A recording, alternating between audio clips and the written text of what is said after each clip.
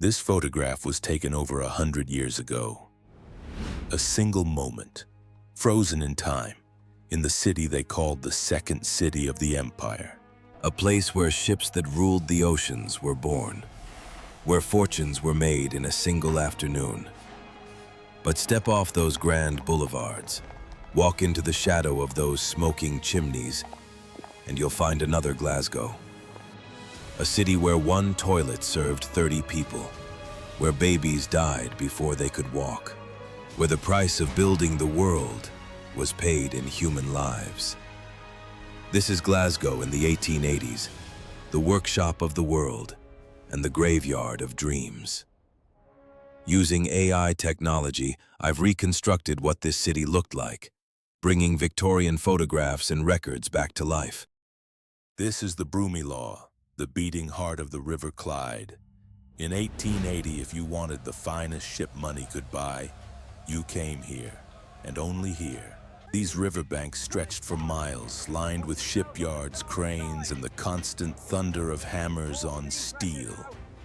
Fairfield, John Brown, Denny's of Dumbarton, names that echoed across every port on Earth.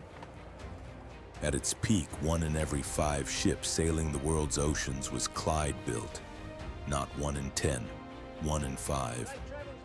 In 1882, a ship called the SS Dundon set sail from New Zealand carrying something no vessel had ever carried before: frozen lamb.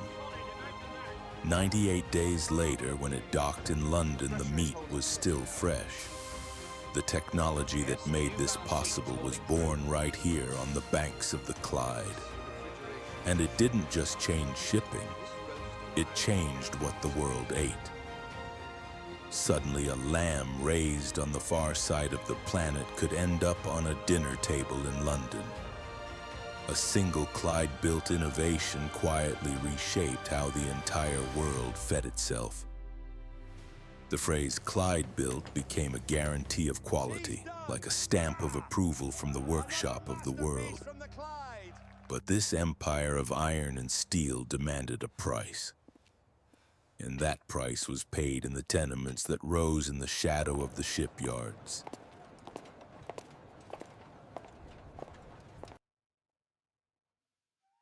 Step away from the riverfront, turn one corner, and the empire disappears. This is where Glasgow kept its secrets. The tenements of Glasgow rose 7 stories high, built quickly and cheaply to house the flood of workers pouring into the city. By the 1880s, Glasgow was among the most densely populated cities on Earth. According to the Glasgow Medical Officer's report, in the Gorbals alone, 281 people crowded into a single acre of land. Almost 300 souls stacked on top of each other in buildings never designed to hold them. Most families, 1 of 5, 6, 8 people, lived in what they called a single end. 1 room, 1 window, 1 life compressed into a space no larger than a modern bathroom. 30 people shared a single toilet on the stairwell. 40 shared 1 tap of running water. And when disease came, and it always came, there was nowhere to hide. The stairwells were dark, the walls damp with condensation, windows patched with cardboard. And in winter, the only warmth came from bodies pressed together in the dark.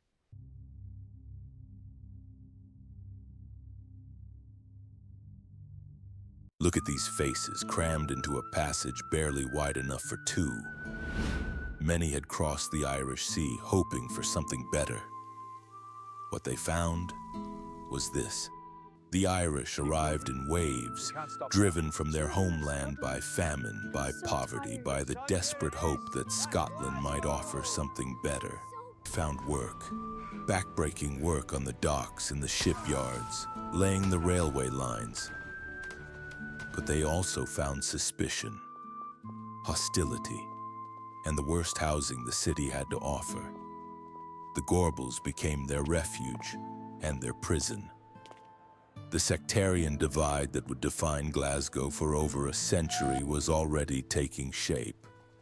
Protestant and Catholic, Scottish and Irish. Two communities sharing the same poverty but not the same churches, not the same schools, and increasingly not the same football clubs.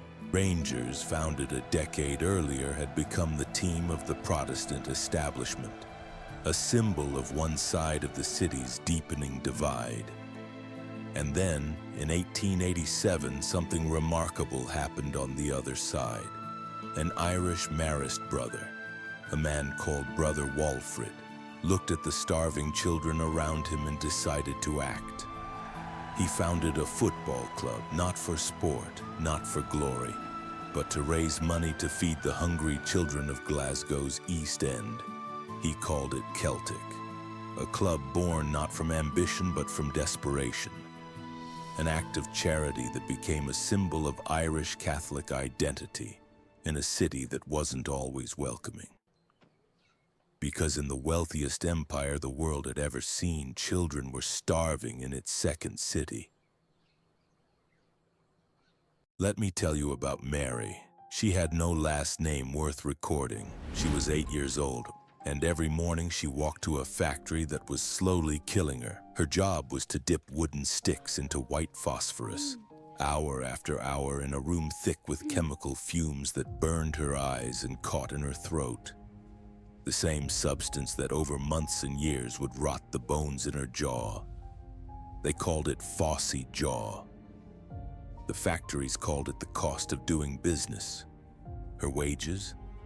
A few pennies. Just enough to help her family survive another week in their single end.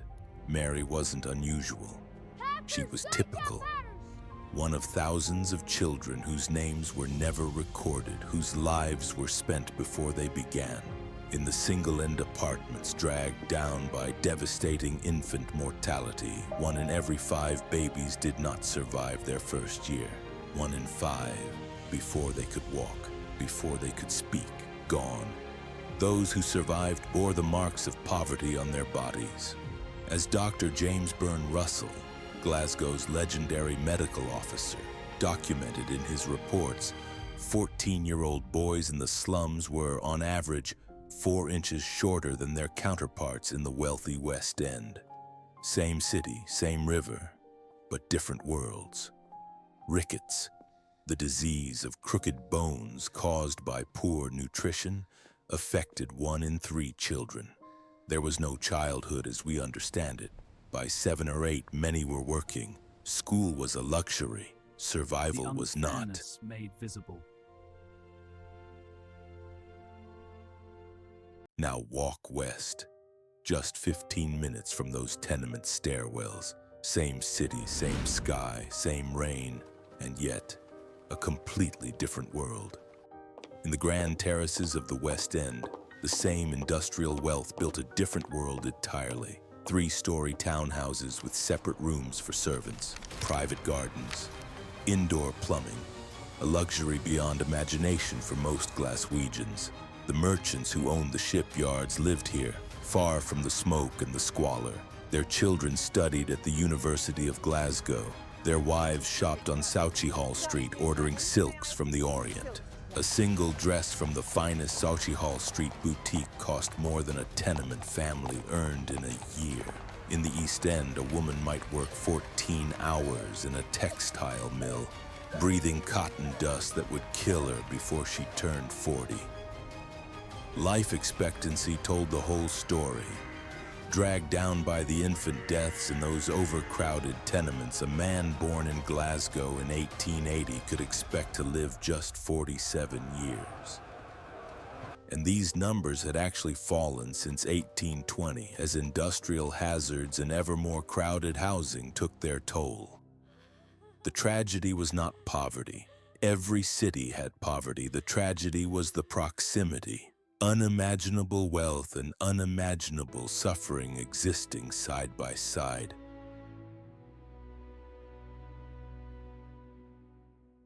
By 1902, Glasgow would earn a grimmer title, the most overcrowded city in Britain.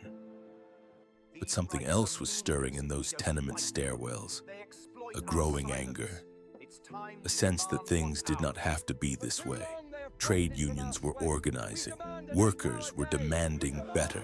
The seeds of change were being planted. Walk through Glasgow today and the tenements still stand. Many of them anyway. The sandstone facades cleaned, the single ends converted into flats with modern plumbing.